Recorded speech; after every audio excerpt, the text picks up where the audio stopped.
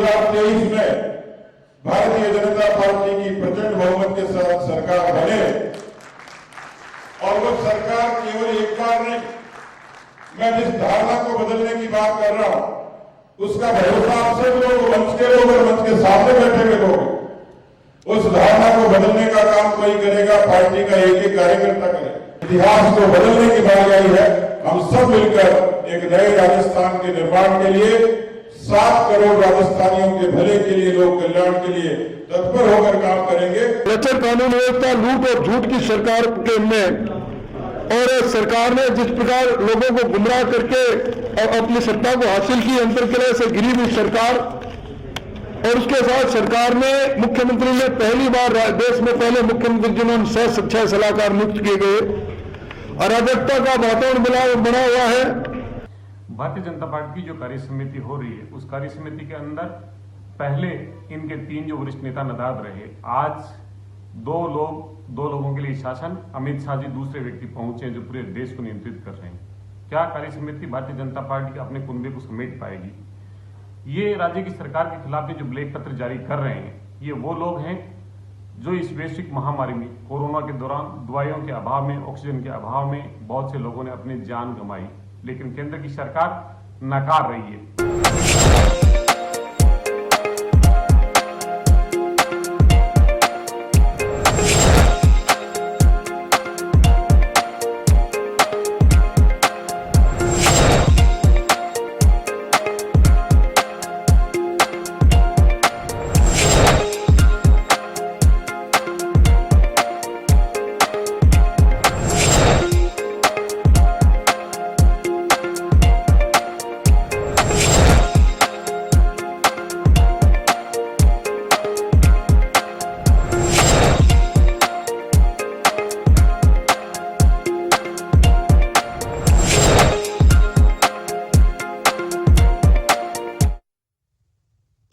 नमस्कार जनटी में स्वागत है आपका। मैं हूं योगेंद्र, आप देख रहे हैं बड़ी खबर। बड़ी खबर में हम बात करेंगे राजस्थान के सियासी हलचल।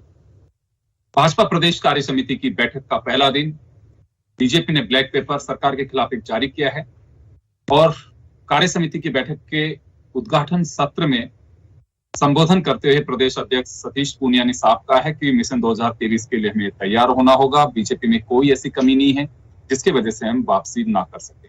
उन्होंने साफ कहा है कि वर्तमान सरकार के खिलाफ जनाक्रोश है और उस जनाक्रोश को ध्यान में रखते हुए जनता में मैसेज जाना चाहिए कि केवल बीजेपी ही उन्हें एक सशक्त नेतृत्व दे सकती है। बीजेपी ने आरोप लगाया है कि प्रदेश की जनता परेशान है, लेकिन विक्की कौशल और कैटरीना की शादी में प्रशासन को मुस्तैद किया हुआ है। खैर चलिए, 2023 के मिशन को लेकर के जान फूंकने या कहें कि भाजपा में जीत की गुट्टी पिलाने अमित शाह भी पहुंच रहे हैं। दूसरा दिन अमित शाह के नाम ही रहेगा। वो बेशक कहने को तो कोऑपरेटिव सेक्टर और जनप्रतिनिधियों को के सम्मेलन को संबोधित करेंगे, लेकिन विचार, आचार और प्रकार सब कुछ यही रहेगा कि 2023 में भाजपा कैसे सत्ता में आ सकती है। खैर चले, कई सारी चर्चाएं हैं और उसको लेकर के हम जिक्र करेंगे। हमारे साथ वरिष्ठ पत्रकार यश गोयल साहब जुड़े हुए हैं, कांग्रेस से हमारे साथ प्रतिष्ठा यादव जुड़ी हुई है और भाजपा से विक्रम सैनी जुड़े हुए हैं। सभी का स्वागत है।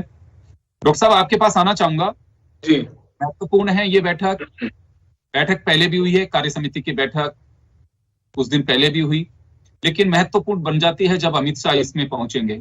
और अमित शाह आने की आठ का अंदाजा इसी से लगाया जा सकता है कि कोरम पूर्ति में कोई बड़े नेताओं की कमी नहीं है। गुलाब चंद कटारिया नहीं रहे, लेकिन बहुत सारे लोगों ने जिक्र किया कि कटारिया क्यों बाहर है, लेकिन उसका पता चला है कि कटारिया दिल्ली किसी बैठक में बिजी हैं, उनसे बात भी हुई है। तो एक बैठक काफी महत्वपूर्ण कही जा सकती है। ऐसा लग रहा है कि जैसे 2023 आ चुका है और चुनावी शंखनाद हो चुका है। इस बैठक को देख करके तो यही लगता है। तो बीजेपी एक लंबा समय चाहती है तैयारियों के लिए। ऐसा है, अभी विधानसभा के 2 उपचुनाव हुए और उससे पहले टोटल जो 8 उपचुनाव हुए, उसमें जो बीजेपी को बहुत अच्छी स्थिति रही कि वो 1 सीट ही जीत पाई। 6 पे कांग्रेस रही, 1 पे आरएलपी रही। एक वो बहुत बड़ी हार थी जो बीजेपी की थी। एक तो वो कारण था, और दूसरा जो है, जो पंचायतों के, नगर निगमों के चुनाव हुए, उसमें भी इस पार्टी का परफॉर्मेंस बहुत अच्छा नहीं रहा।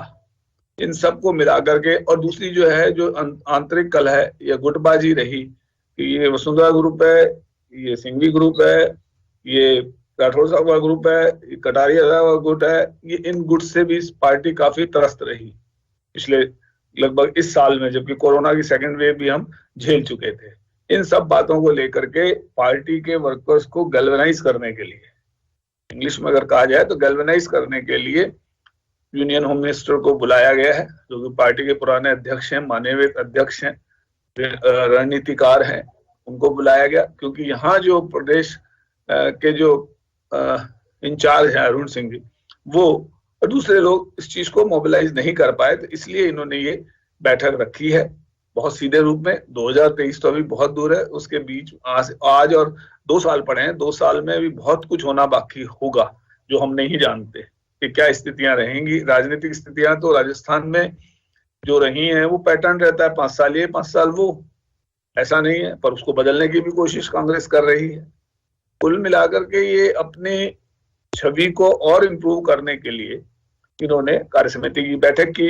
ये संयोग रहा कि बीएसएफ का फाउंडेशन डे जैसलमेर में मनाया जा रहा है, पहली बार 57 साल में पहली बार मनाया जा रहा है, और यूनियन होम मिनिस्टर हैं वो आए हैं। कल का दिन राजस्थान के लिए समर्पित है उनका। तो कुल मिलाकर के वर्कर्स में जोश, उमंग, और पार्टी को ये बताने की कोशिश कि ये सरकार तो निकम्मी है और हम आगे आएंगे और हम बढ़ेंगे। तो इसमें जो बहुत सारे मुद्दे हैं जो भी आप चर्चा हम बात करेंगे लोगों से, और दो जो सहभागी हैं, प्रतिष्ठा जी भी हैं, विक्रम जी भी हैं, ये लोग क्या कहते हैं। तो कुल मिलाकर के मेरा जो मानना है वो ये है कि एक तरह का डैमेज कंट्रोल एक्सरसाइज पॉलिटिकल है, और बुराई तो करनी पड़ेगी जब सत्ताधारी पार्टी यहाँ है।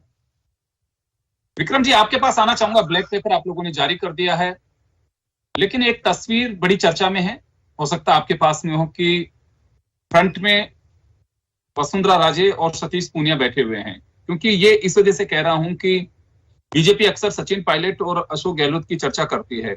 ये कहा जा रहा है कि दोनों की नजरें नहीं मिली और ऐसा लगा कि जैसे बिल्कुल डिफरेंसेस साफ दिखाई देते हों। एक ये चर्चा का विषय है, वो जो वीडियो में आपको तस्वीर में भी दिखाऊंगा ये सारे। और अभी जैसे गोयल साहब कह रहे हैं कि कांग्रेस के डिफरेंसेस होंगे, लेकिन बीजेपी को खुद के डिफरेंसेस की भी चिंता करनी चाहिए। और बड़ी वजह ये बताई जा रही है कि अमित शाह को इस वजह से लाया गया है यहाँ पे, क्योंकि बाई इलेक्शन में जो परफॉर्मेंस की उम्मीद बीजेपी से थी वो कर नहीं पाई है। क्योंकि अगर नाराजगी होती है तो जनता कहीं न कहीं रिफ्लेक्ट करती है।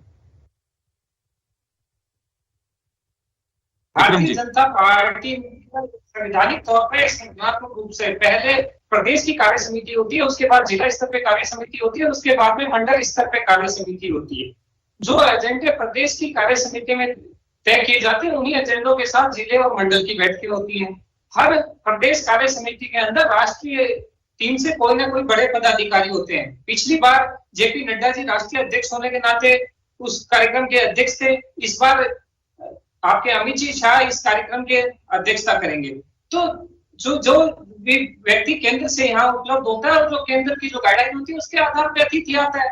तो इसमें कोई विशेष रूप से कोई विषय नहीं है कि अमित जी शाह क्यों आ रहे हैं, किस लिए आ रहे हैं। रही पार्टी के संगठन की बात, तो पार्टी संगठनात्मक रूप से निश्चित रूप से एक है और पार्टी एक मुखी भी है। जिस तरह से कांग्रेस 2 चुनाव की चर्चा करती है, मैं आपको बताना चाहूं कि पूरे हिंदुस्तान में आपको पहली बार देखना पड़ेगा कि राज्यों के अंदर छोटे निकाय के चुनाव में 29 में से 17 जिला प्रमुख भारतीय जनता पार्टी के हैं। नगर निगम की स्थिति देखिए, वो भारतीय जनता पार्टी के पास है। जिलों की देखिए तो 1100 से अधिक जो जिला पार्षद है उसमें 600 से अधिक भारतीय जनता पार्टी के। तो किस रूप में कह सकते हैं कि इस समय कांग्रेस के पास जनाधार मौजूद है। कांग्रेस की नीतियों को देखिए आप, अगर युवाओं की स्थिति देखिए, महंगाई भत्ते देने के नाम पे युवाओं के साथ छल किया गया। आप बेरोजगारी के नाम पे देखिए, आप महिला उत्पीड़न के नाम पे देखिए, आप भ्रष्टाचार के नाम पर देखिए। राजस्थान के अंदर स्थिति ये हो गई है कि जब मुख्यमंत्री जी एक सभा के अंदर शिक्षकों से पूछते हैं तो शिक्षक स्वयं उनके सामने प्रत्यक्ष रूप से कहते हैं साहब हम पैसे हस्तांतरण कराते हैं। भ्रष्टाचार का इससे बड़ा और उदाहरण क्या होगा। अगर ये भारतीय जनता पार्टी पर आरोप लगाए तो मैं बताऊं कि अभी अभी कांग्रेस के मंत्रिमंडल का गठन हुआ है। उस मंत्रिमंडल के गठन के पास 1 दर्जन से अधिक एमएलए का और उनके संगठन के लोगों के बयान आ चुके हैं। अलवर की बात करें तो टीकाराम जूली के खिलाफ वहां के एमएलए बोल रहे हैं। विक्रम जी, आप यही संभावना तलाश रहे हैं। विक्रम जी लोगों की नाराजगी रहेगी या कांग्रेस की फूट आप लोगों का आधार बना रहे हो? नहीं, कांग्रेस तो अपने आप ही गिरने वाली है योगेंद्र जी। देखिए, भारतीय जनता पार्टी नीचे से चलने वाली पार्टी है, जहां पर बूथ स्तर पर पन्ना प्रमुख से पार्टी शुरू होती है और पार्टी के राष्ट्रीय अध्यक्ष कल कौन होंगे ये नहीं पता है। पार्टी के सतीश जी पूनिया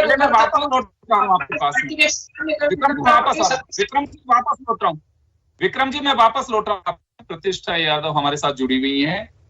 प्रतिष्ठा, आपने सुना अभी विक्रम जी को? विक्रम जी जो बातें कर रहे थे उनको सुनकर जनता में आक्रोश है, इसी वजह से ब्लैक पेपर जारी किया जा रहा है।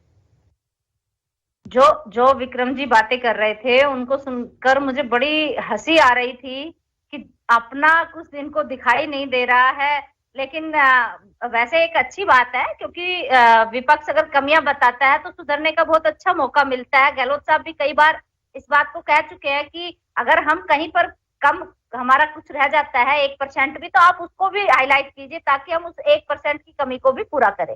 ये तो ठीक है यहाँ तक, लेकिन आप कांग्रेस के अंदर फूट है, बीजेपी एकजुट है, ये चीजें तो बहुत अच्छे से पिछले दिनों हमने सबने देखी है। किस तरह से वसुंधरा राजे जी का पहले पोस्टर से बिल्कुल बाहर कर दिया था, आज आप ही कह रहे हैं कि वसुंधरा जी को वापस से आपने पोस्टर के अंदर शामिल कर लिया है। तो ये चीजें कहीं ना कहीं आप अगर अपने अंदर देखेंगे तो आपको बहुत बेहतर तरीके से दिखाई देगा कि आपकी क्या आज सिचुएशन बनी हुई है। और जिस तरह से केवल ये चुनाव के अंदर जो झटका पूरे देश के अंदर जो बीजेपी को मिला उसको देखते हुए ही आपने मजबूरन थोड़ा सा कुछ कमी इसमें पेट्रोल डीजल के इसमें की किसानों के बिल वापस लिए, तो ये एक तरह से एक डैमेज कंट्रोल करने की कोशिश आप लोग कर रहे हैं।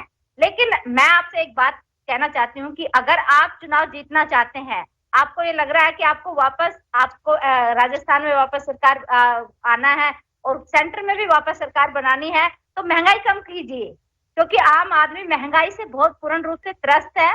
और आज आप डाटा की बात करेंगे, मुझे पता है, लेकिन डाटा और हकीकत में बहुत बड़ा अंतर है। अगर ग्रास रूट पे आप जाकर देखिए, लोगों के रोजगार छिन गए हैं, बेरोजगारी पूर्ण रूप से चरम पर है, महंगाई इतने भयावह सिचुएशन में है कि लोगों को अपना घर गृहस्थी चलाना बहुत मुश्किल हो रहा है। तो गृह मंत्री जी आ रहे हैं तो कुछ राहत दे लोगों को, खाली यहाँ एक पॉलिटिकल टूर वो कर रहे हैं, सनसेट के दर्शन देखेंगे सनसेट कैसे हो रहा है।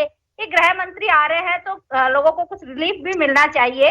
और कोरोना का इतना बढ़ रहा है तो उसके अंदर भी, क्योंकि पिछली बार भी आप राजनीति ही करते रह गए और लोग मर गए। जब लोगों की मौत एक इतने डरावनी कंडीशन में पहुंच गई थी कि लोग भयभीत हो गए थे, तब जाके आपने कुछ एक्शन लिए थे। तो कम से कम उस सेकंड वेव को आपने नजरअंदाज किया था, उसी के बिहाफ पे आप तो कम से कम पहले से तैयारी कीजिए देश के लिए। जी चलिए, आपने आप भी सलाह दे रही है कि अगर थोड़ा जो कमजोरी लग रही है जनता के बीच कि महंगाई कम हो तो सरकार वापसी कर सकती है, आप उनको बता रही हैं? महंगाई बिल्कुल, आम आदमी पूर्ण रूप से त्रस्त है और सरकारों का ये दायित्व बनता है कि आम आदमी को रिलीफ दे, चाहे कांग्रेस की सरकार हो या बीजेपी की। और सेंटर से सारे ही मुद्दे हल होते हैं, तो सेंटर को इसके लिए आगे आकर आम आदमी को रिलीफ करना चाहिए। राजनीति सेकंड प्रायोरिटी अपनी जगह है, लेकिन आम आदमी को रिलीफ करना हर सरकार का दायित्व होता है। और ये पूर्ण रूप से मैं इसके ऊपर फोकस कर रही हूँ कि आपके गृह मंत्री आ रहे हैं तो आप जनता को कुछ रिलीफ दीजिए, देश के लिए कुछ कीजिए। जो वादे आप करके आए थे कि बहुत हुआ महंगाई की मार, लेकिन अब ऐसा लग रहा है कि महंगाई 3 से 4 गुना बढ़ गई है। तो उस चीज के ऊपर भी आप थोड़ा ध्यान दीजिए। जो वादे आपने किए थे, लोगों को 2 करोड़ रोजगार के वादे किए थे, नौकरियों के वादे किए थे, लेकिन सब वादे ही रह गए, कोई कार्य पूर्ण नहीं हुआ, सब चुनावी जुमले बन के रह गए। तो अब समय है कि अब कम से कम आम आदमी जिन्होंने कोरोना के कारण अपने रोजगार गंवा दिए हैं, बेरोजगारी से बेहाल है और महंगाई से त्रस्त है, अपना जीवन किस तरह से यापन करें, इसके लिए जो आम आदमी के बीच में अगर आप जाके देखेंगे तो उनको बहुत कठिनाई का सामना करना पड़ रहा है। तो इसलिए मेरा निवेदन है बार बार कि आप महंगाई को कंट्रोल कीजिए। मैं वापस आऊंगा आपके पास में, मैं एक बार डॉक्टर गोयल साहब के पास में वापस जाना चाहूंगा। गोयल साहब, आपने देखा दोनों तरफ से अपने अपने दावे हैं, और मुझे लगता है कि आपको क्या लगता है सर कि जनता का अभी कहीं कोई चुनाव में इंटरेस्ट है, या राजनीतिक दलों की अपनी तैयारी है, एक हाइप दी जा रही है कि हाँ 2023 नजदीक आ रहा है? योगेंद्र जी, आप ठीक कह रहे हैं, चुनाव के दृष्टिकोण में ही ये सब चीजें हो रही हैं। और अपनी जो स्थिति है मजबूत करने के लिए बीजेपी भी करती है, पार्टी कार्य समिति की बैठक की है, कांग्रेस भी अब बहुत बड़ा प्रदर्शन करने जा रही है। ये राजनीतिक पार्टियों के लिए बहुत आम बात है। जहां महंगाई है वो महंगाई अपनी जगह है। आज जो इशू है वो ये है कि इन्होंने जो कार्य समिति की है उसमें जो राजनीतिक प्रस्ताव दिया है, जिसको ब्लैक पेपर कहा जा रहा है, उसमें क्या मुख्य बिंदु है। अब उसमें मुख्य बिंदु ये है कि जो केंद्र सरकार है, बीजेपी अपनी कार्य समिति में ये कह रही है कि जो मोदी सरकार ने जो अच्छे काम किए हैं उनको उन्होंने हाईलाइट किया। उनका कोरोना का सबसे बढ़िया बेहतरीन जो मैनेजमेंट था वो मोदी सरकार ने किया है, और उसमें 126 करोड़ लोगों को वैक्सीनेशन किया गया है, गरीबों को राशन दिया गया है, लघु स्मॉल मीडियम और बिग बिजनेसमैन को बूस्टर्स दिए गए हैं, और इस तरह की सारी चीजें इन्होंने बताई हैं। और उसके साथ ही राजस्थान सरकार को इन्होंने बहुत मोटे रूप में ये कहा है कि ये जर्जर अर्थव्यवस्था है, ठहरा हुआ विकास है, लाचार कानून व्यवस्था है। ये इस तरह से इसको लेबल करके, और ये कह रहे हैं कि जो सरकार 3 साल पूरे करने जा रही है राजस्थान में कांग्रेस सरकार, उसके खिलाफ ये आंदोलन करेंगे 17 के बाद में, और जनता को बताएंगे कि ये तो मोदी सरकार की सफलताएं हैं जो आप तक पहुंच रही हैं, वो चाहे महंगाई के रूप में पहुंच रही हो, या सिलेंडर के प्राइसेस बढ़े जा रही हो, या बेरोजगारी के रूप में जा रही हो, उसके मायने जनता समझती है। और उधर कांग्रेस का विरोध करना जो इनका धर्म है करना, इनके लिए कोई नई बात नहीं है, हर विपक्षी पार्टी करती है। कुल मिलाकर के ये है कि राजनीतिक प्रस्ताव भी होते हैं, ब्लैक पेपर भी होते हैं, सब कुछ ब्लैक पेपर। अभी इलेक्शन हुए थे, ब्लैक पेपर असेंबली का जारी किया था इन्होंने, क्या हुआ, दोनों जगह आ रहे, वोट परसेंट भी चला गया, जमानत भी चली गई एक जगह। तो ये सब चीजें हैं, पर जो मुख्य बात है ना योगेंद्र जी, वो सबसे बड़ी बात यह है जो आपसी अंतरकलह है चीफ मिनिस्ट्रियल पोस्ट को लेकर के, वो सॉल्व होता है कि नहीं होता है। सब लोग एक जाजम पे तो बैठे हैं, जैसे अभी आपने कहा कि वो दोनों जने बैठे हैं, नजरें नहीं मिला रहे हैं, तो एक बहुत बड़ा फैक्टर है। और उससे भी ज्यादा है अभी जो कटारिया साहब और कैलाश मेघवाल के बीच में जो द्वंद्व था वो कहाँ गया। और अभी जो वसुंधरा राजे ने धार्मिक यात्रा कही, वो कहती है पॉलिटिकल नहीं है, धार्मिक है। धार्मिक यात्रा भी पॉलिटिकल हो सकती है, पॉलिटिकल यात्रा धार्मिक कैसे हो सकती है कोई नहीं जानता। तो बीजेपी के अपने जो बिंदु हैं उनको एक स्थान पे ला करके उनको जोड़ के रखना, और जनता में मैसेज देना कि हम पार्टी हैं, हम चुनाव में अगले आएंगे जीत करके। इस तरह की तैयारियां, इस तरह की कार्य समिति की कई बैठकें और ये होंगी। पर आज की तारीख में ये है कि मोदी सरकार तो सबसे बेस्ट है, दी बेस्ट है जो ये कह रहे हैं, वो मसीहा हैं जनता के। और जो राजस्थान सरकार है ये गर्त में जा रही है, इनका ये कहना है। बिल्कुल। तो आगे आने वाले दिनों में मार्केटिंग आप किस तरह से जनता के बीच कर पाते हैं, ये आप प्रोडक्ट, यानी कि प्रोडक्ट हो गई आजकल सरकारें, आपको बेचना है और बेहतर मार्केटिंग आनी चाहिए। एक कहेगा कि हमारी सरकार बेहतरीन है, वो राजस्थान को मजबूत कर सकती है। दूसरी पार्टी कहेगी जो अपोजिशन में है कि केवल अगर देश और राजस्थान को मजबूत करना है तो आप मोदी जी जो कुछ कर रहे हैं उसको फॉलो करिए। डबल इंजन की बात आएगी आने वाले दिनों में, जैसे उत्तर प्रदेश में अभी जो योगेंद्र जी, अभी जो समस्या सामने खड़ी है हम लोगों के सबके सामने, पूरे देश में, पूरे विश्व में, वो ओमिक्रॉन की है। और उससे उससे जुड़ी बात यह है कि हमें भारत सरकार जो है वो बूस्टर डोज लगाने के लिए तैयार है कि नहीं है, बच्चों में वैक्सीनेशन करने को तैयार है कि नहीं है। ओमिक्रॉन का भी पूरा इम्पैक्ट नहीं आया है, दो चार इधर उधर मिलने से कुछ नहीं होने वाला है। जहां हमारे यहाँ जो बूस्टर डोज की बात करते हैं, हमारे यहाँ 33% डबल डोज लगी है और 50% सिंगल डोज लगी है, जो 126 करोड़ ये आंकड़े हैं। और जहां 70-80% लग चुकी है विदेशों में, वहां बूस्टर डोज बहुत पहले लगा ली गई। तो मुद्दे वो हैं, मुद्दे ये नहीं है कि जर्जर है या वो है पॉलिटिकल है, ये सब चीजें करनी पड़ती हैं। पर जो मुख्य अभी देश के सामने जो चुनौती है वो वेरिएंट की है, जो कोरोना का वेरिएंट है उसकी देख रेख है, वैक्सीनेशन है, बूस्टर है, बच्चों का है, सारी चीजें ओपन है। अब क्या होगा भविष्य नहीं जानता कोई। बिल्कुल। तो चलिए ओमिक्रॉन पर हम चर्चा समय समय पे करते रहे हैं। ओमिक्रॉन कैसे देश में एंटर कर गया, जब मालूम है कि साउथ अफ्रीका, अदर कंट्रीज में इस तरह से जा रहा है, तो हम लोग ट्रेसिंग जो हमारी होनी चाहिए, ट्रिपल टी की हम बात कर रहे हैं, उसमें कहीं ना कहीं हमारा लेकुना रहा है, उसे दुरुस्त करना चाहिए। मैं तो ये कहूंगा कभी तक भी कौन लोग किनके टच में आ रहे हैं, या शादियों में घूम रहे हैं, और घूमने के साथ ही जिस तरह की स्थितियां बन पाती हैं उससे बड़ी परेशानी, और ये कहूं कि ये संक्रमण और फैलता चला जा रहा है। विक्रम जी और प्रतिष्ठा जी, समय बहुत कम है, मैं एक एक सवाल लेना चाहूंगा। विक्रम जी आपके पास आना चाहूंगा। निशाने पे कांग्रेस है और निश्चित रूप से जब आप अपोजिशन में हैं तो जब सरकार की बुराइयां नहीं करेंगे तो जनता को पता कैसे लगेगा, यानी कि कमियां, बुराई नहीं कहूंगा मैं, खामियां या कमियां आप गिना रहे हैं। अमित शाह जी पर सारी निगाहें टिकी हुई हैं, लेकिन एक सियासी चर्चा ये भी रहेगी कि पिछले दिनों जो बीजेपी में अपना खुद का बिखराव जो दिखाई दिया, कोर कमेटी की बैठक बुलाई गई है, उस कोर ग्रुप में 18 लोग या 14 लोग कौन, जो उनके नाम भी आ गए हैं, उन लोगों के साथ वो चर्चा करेंगे। मुझे लगता है कि पूरा जो निचोड़ होगा अमित शाह के दौरे का उस बैठक में होगा। डिस्क्लोज होगी नहीं होगी ये तो बैठक के बाद ही पता लग पाएगा, लेकिन वो काफी महत्वपूर्ण है और उस बैठक की आवश्यकता ये कहा जा रहा है कि शायद इसी वजह से करनी पड़ रही है या उसकी आवश्यकता इसी वजह से पड़ी है कि राजस्थान का फीडबैक केवल राजस्थान में नहीं है, ऊपर बैठे जो चाणक्य हैं वो सब कुछ जानते हैं कि कहाँ क्या चल रहा है। विक्रम जी, एक बड़ी वजह ये बताई जा रही है कि अमित शाह जी का आने का बड़ा कारण एक ये भी है कि राजस्थान की नर्स टटोलने भी आ रहे हैं वो।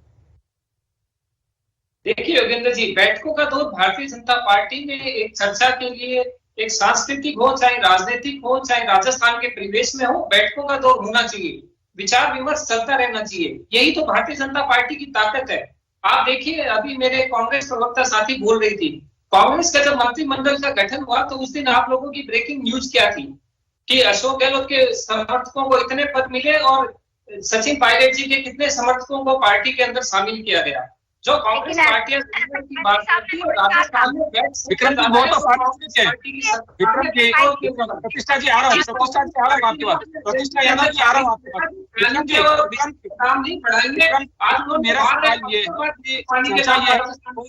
राजस्थान के बीजेपी के हल्के आने के कुलीनों के कुनबे की नफ्स टटोलने भी आ रहे हैं कि क्या चल रहा है, और एक तरह से कहा जा सकता है कि सबके सामने जो बातें आती हैं, ऐसा नहीं हो सकता अमित शाह को मालूम नहीं हो, सब कुछ पता है उनको भी, किसकी यात्रा निकली है, किसके क्या डिफरेंसेस चले हैं बीच में, किसने बयान दिए हैं, किसने नहीं दिए हैं।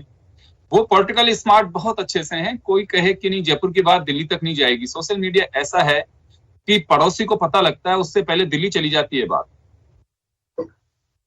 तो आप उस पर आइए कि वास्तव में जो चीजें हैं, आपको लगता है कि बीजेपी में कांग्रेस की तो बातें कर रहे हैं, उनके डिफरेंसेस अगर हैं तो उनको खामियाजा उठाना पड़ेगा, लेकिन आप तो 2023 का लक्ष्य कांग्रेस से भी पहले लेके चल रहे हैं, तो आप अपनी खामियों की दुरुस्त कैसे कर पाएंगे? देखिए, मैं हमेशा कहता हूँ कि भारतीय जनता पार्टी में वैचारिक मतभेद हो सकते हैं, मन में भेद किसी के नहीं है। भारतीय जनता पार्टी एक मुखी होकर निश्चित रूप से 2023 के इलेक्शन में विजय प्राप्त करेगी। बात है अमित जी शाह के कार्यक्रम की और बैठक लेने की, तो वो पार्टी के वरिष्ठ नेता है, सीनियर नेता है, पार्टी के पूर्व राष्ट्रीय अध्यक्ष है। उनके विचारों को साथ में लेकर चलना, उनके मार्गदर्शन में आगे चलना और उनके मार्गदर्शन के साथ लेकर पार्टी आगे का रास्ता तय करेगी। ये तो एक स्वाभाविक प्रक्रिया है कि पार्टी के शीर्ष नेतृत्व आएंगे और पार्टी के नीचे समय कम है विक्रम जी, समय कम है। प्रतिष्ठा जी आपके पास आना चाहूंगा।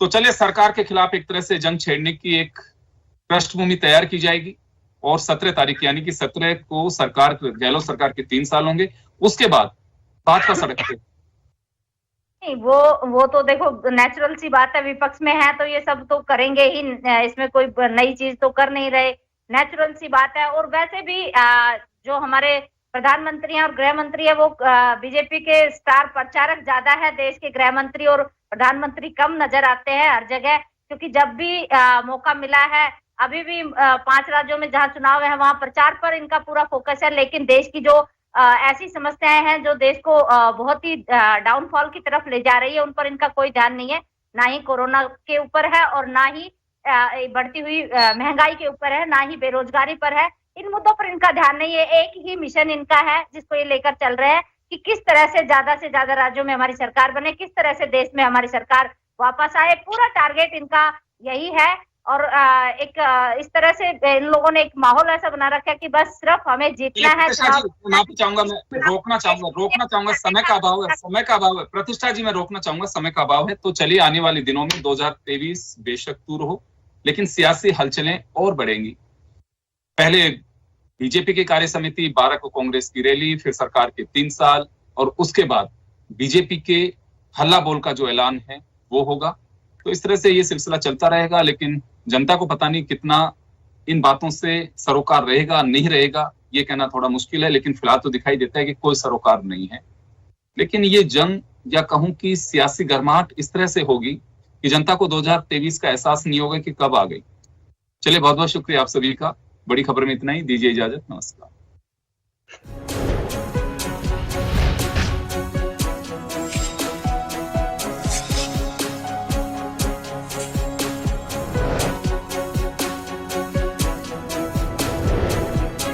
जन टीवी की लेटेस्ट अपडेट पाने के लिए हमारे चैनल को जरूर सब्सक्राइब करें और नोटिफिकेशन पाने के लिए बेल आइकॉन दबाएं।